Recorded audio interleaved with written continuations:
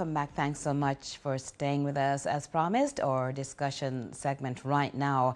So a peaceful protest against violent acts as Jamaicans for Justice acted on its call for greater police accountability by staging a public demonstration in Halfway Tree yesterday of its profound concerns relating to fatal shootings involving the police. The human rights group insists the event was not to be viewed as an anti-police movement. However, with over 100 police fatal shootings on record since the start of the year, the J.F.J's call for greater scrutiny of those incidents are perceived delays in the full implementation of body-worn cameras during police operations were given renewed impetus as a result of yesterday's events. And so joining us now to discuss Tuesday's protest action is the Executive Director of Jamaicans for Justice, Michael Jackson. Good afternoon and thank you so much for joining us. Ms. Jackson? Good afternoon. Thank you so much for having me, and good afternoon to your viewers as well. Great. Please remind us, why did J.F.J feel it necessary to stage a public protest on the issue? We believe that the police fatal shooting numbers are far too high, and we're seeing an alarming increase when you compare it to the corresponding period of last year. I believe at yesterday, thereabout, sometime in April, we now have 109 people killed by the police, and on average, you're talking about a 150% increase compared to the previous year. Outside of that, we are getting complaints here at J.F.J ourselves, where civilians are sending us videos, making statements that sometimes contradict the official accounts that law enforcement officers will give in terms of what may have occurred with a particular incident. There are some family members, for example, Romario Sterling, that was the video recording last year, which showed a person kneeling down, hands behind his head, seemingly compliant, and then what sounds like gunshot was heard. And we believe that is enough of a concern for us to say that, listen, we have to amplify the lived experiences of people that we serve here at J.F.J. And again, from a national perspective, when you have year-on-year increase and then this alarming jump in 2025 without body-worn cameras being worn, then it is a cause of concern for accountability. I want to ask you, so not for the first time we had the public we go to the public, but I want you to think on this question. Is there public apathy enough to say that, you are getting the full support? We take a quick break and we'll be right back.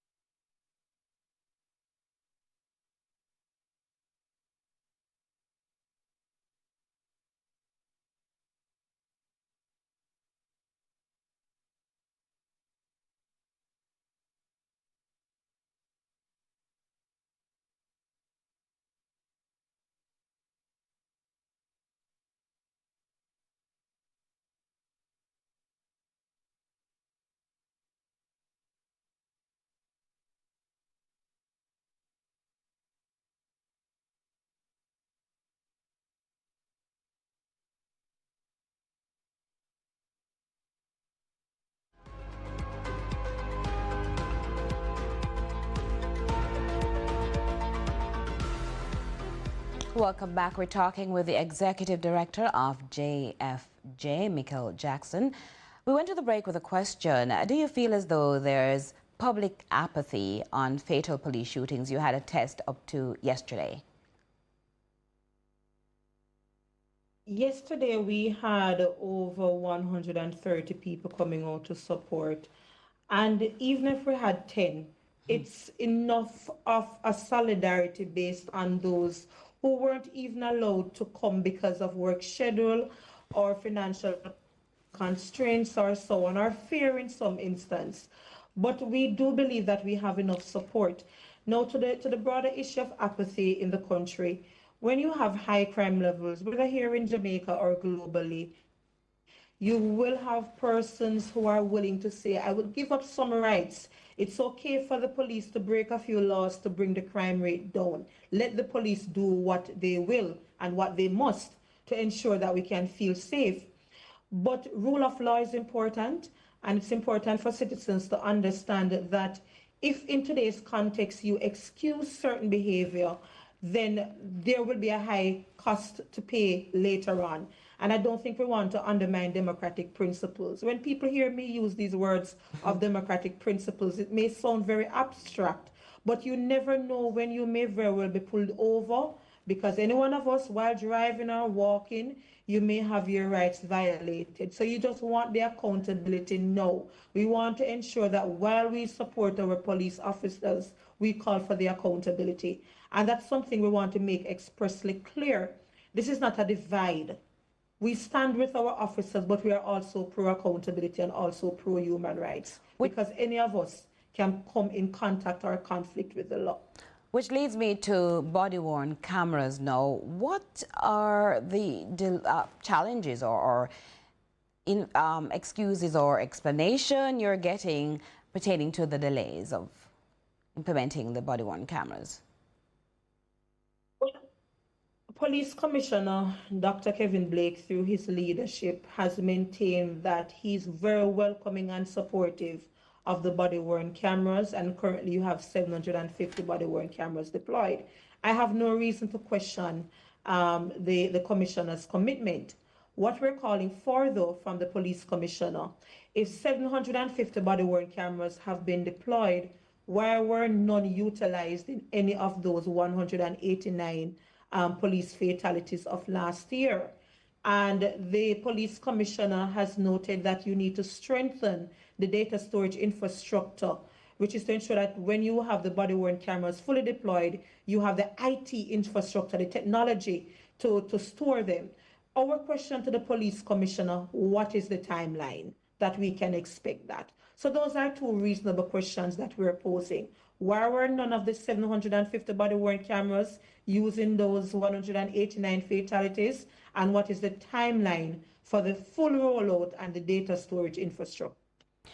So ahead of yesterday's protest, Senator Morgan was quoted as saying, while the JCF and its members are not above criticism, at a time when Jamaica is registering historic and welcomed reductions in murders and other major crimes, the interest of the country will be better served by constructively criticizing the police instead of tearing them down. Your thoughts on that position? Well, firstly, I think it's an unfortunate characterization, and I'm sure if your viewers are listening to me now, you hear absolutely no tearing down. Again, we support our law enforcement officers by way of training, and even in my opening, I mentioned that we laud police for their good work.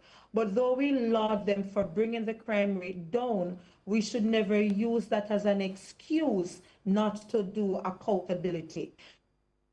And I have a bit of a concern where even if the head of government of this country and the senator encourages people to wear blue, what they're concentrating needs no division, because this was an ideal opportunity for government members and political actors to also recognize the pain and the lived realities of some of the family members that stood with us today, to recognize the pain of Mercer Fraser, the mother of Mario Dean, the mother of Matthew Lee, the mother of Romario Sterling, and so many others, including the mother of the 15-year-old that CVM carried on its new cast, I believe, a week or so ago, where the child was allegedly beaten by a police officer for not getting into the police service vehicle. And we are representing that child in court, so I can't speak on it. But to so easily dismiss their lived experience and their grief is something I personally take great offense to on behalf of the family members. Tell us and I think when political actors seemingly take side, yes. No. Well, okay, so you can't tell us all the information in that regard, but in terms of the families of the individuals that are, with fatally shot by the police, what provisions are in place for them from a legal perspective?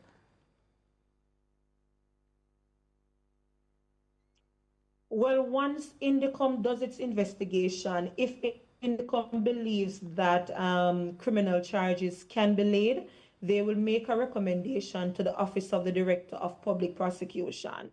The Office of the Director of Public Prosecution may or may not accept that recommendation from Indicom, which means that the DPP office may or may not prosecute a particular matter. Even so, that is just a criminal proceeding. If a family wanted to pursue a civil matter,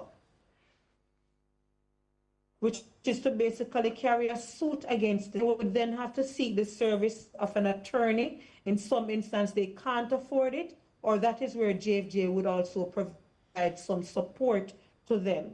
The matter may also go to what you call the Special Coroner's Court to carry out an inquest, which is really look at the evidence to see if charges can have support legally to the families at Special Coroner's Court as well. For example, the Nakia Jackson matter. Okay, we're losing you in and out there, so I just want to thank you so much for stopping by to share your thoughts with us. That was Michael Jackson, the Executive Director for Jamaicans for Justice. Thank you so much.